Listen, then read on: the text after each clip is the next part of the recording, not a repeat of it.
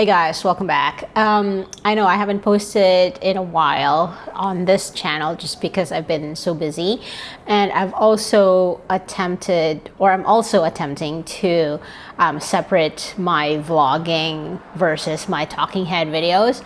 I've actually started another YouTube channel just for my silent vlogs because that's what I kind of want to do in terms of vlogging. I don't really want to talk in my vlogs, but I also want to keep this channel for my my tech reviews, my experiences with new stuff, and this is going to be where I would actually be in front of the camera and talking like this.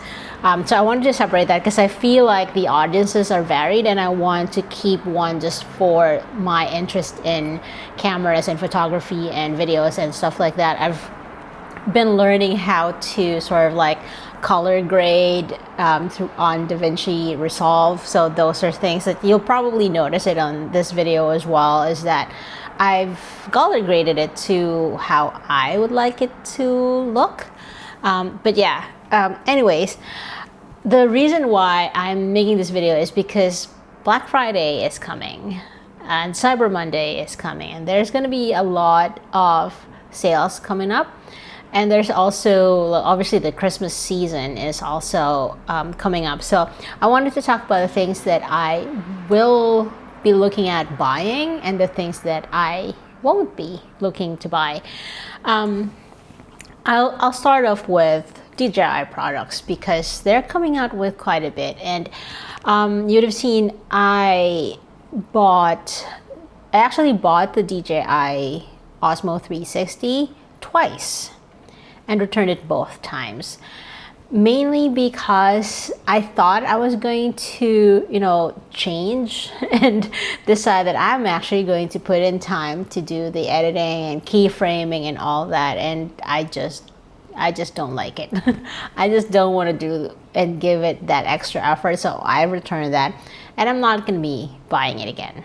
I thought I would. I've actually got it on my wish list on Amazon, but the more I think about it, the more I'm like, I know myself. I'm just not going to put in that effort to do the keyframing and do the editing and all that. So none of that.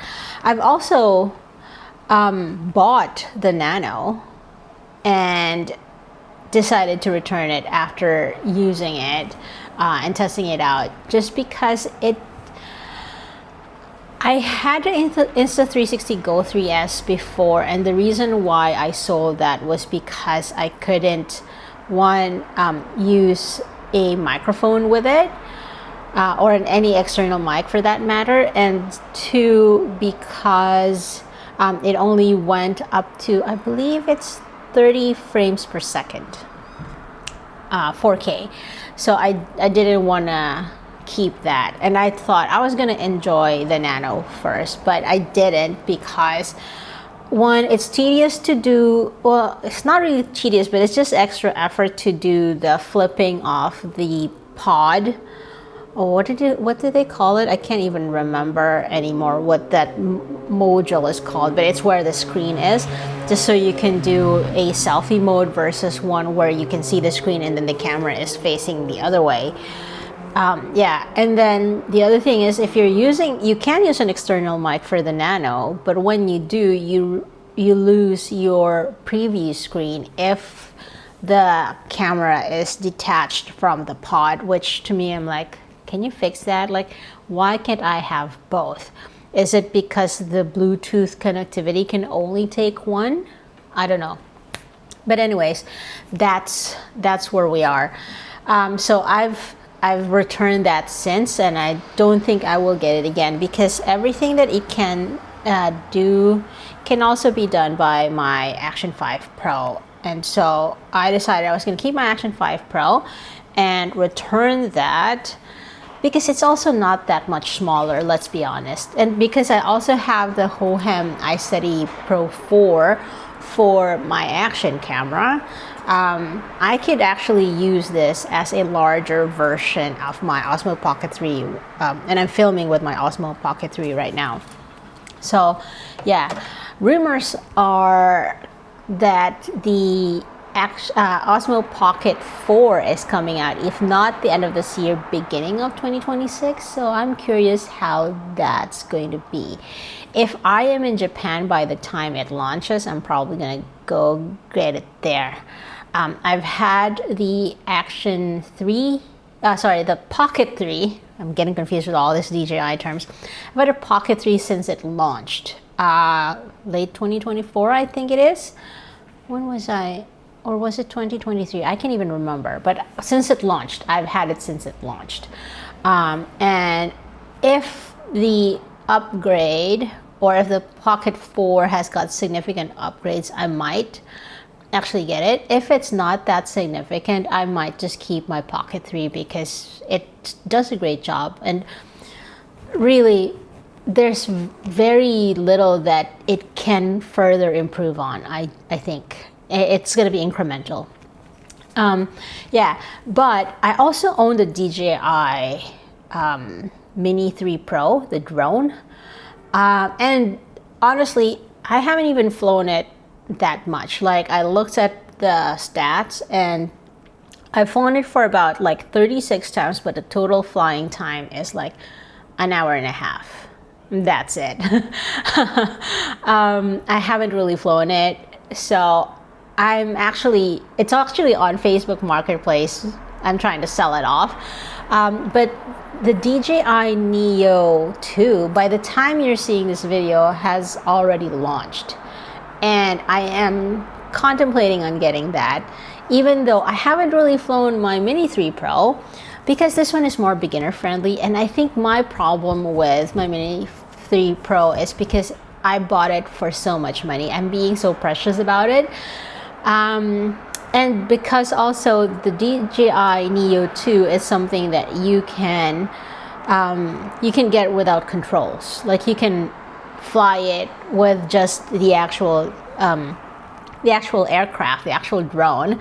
And I think it says it's been tested for up to 50 meters that it would communicate with just the app on your phone.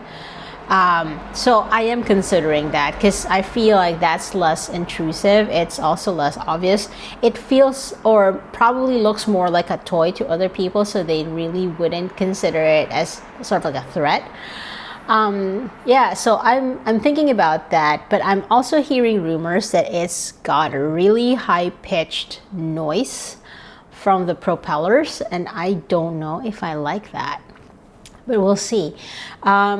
I'm looking at the specs of that drone, and I think it's okay, although the image quality is what is questioning my decision to buy it, because it's only got a half sensor, whereas my current Mini 3 Pro has got 1/1/3. 1/1.3. Yeah. So already the Mini 3 Pro that I have has got better sensors, but also the Neo 2, I believe, does not have D-Log-M. My older 3 Pro has got D-Cine-like.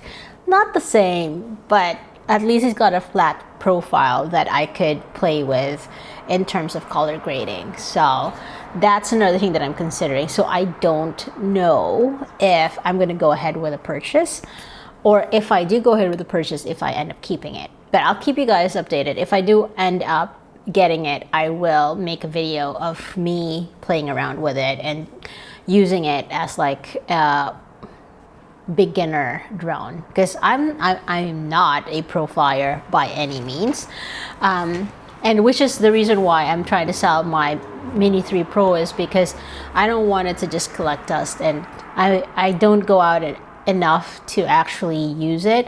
But also I live in an area that's fairly close to the airport, and so there's like a lot of limitations in where I can fly it there. Anyhow, those are the things that I've been thinking about. I'm also on the lookout for what other things are coming out from DJI, because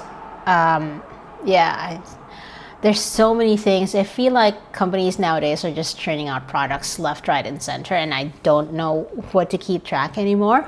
But because I'm already in the DJI ecosystem, I feel like that's where I'm going to stick. In terms of other cameras, I know that Fujifilm has come out with the X-T30 Mark III. And I was thinking about that, but it doesn't have IBIS. So I've decided I wasn't gonna go for that, even though there's lots of improvements on it. And I feel like for what Fujifilm is doing, their cameras are kind of overpriced for what they are. I said it, that's my hot take. But otherwise, nothing else is coming to mind. What are the things that you're looking at for Black Friday? Is there anything that, Switch 2. I am considering the Switch 2. I don't know if I will go ahead and buy it. Sorry, if you're hearing that motorbike pass by, I apologize. But I've got the first Switch, and I've had quite a bit of fun with it for the time that I've had it. And it was Animal Crossing that made me buy the full-size one. I actually started with the Switch Lite. Now, the Switch 2 and Animal Crossing is coming out with a new Switch 2 version.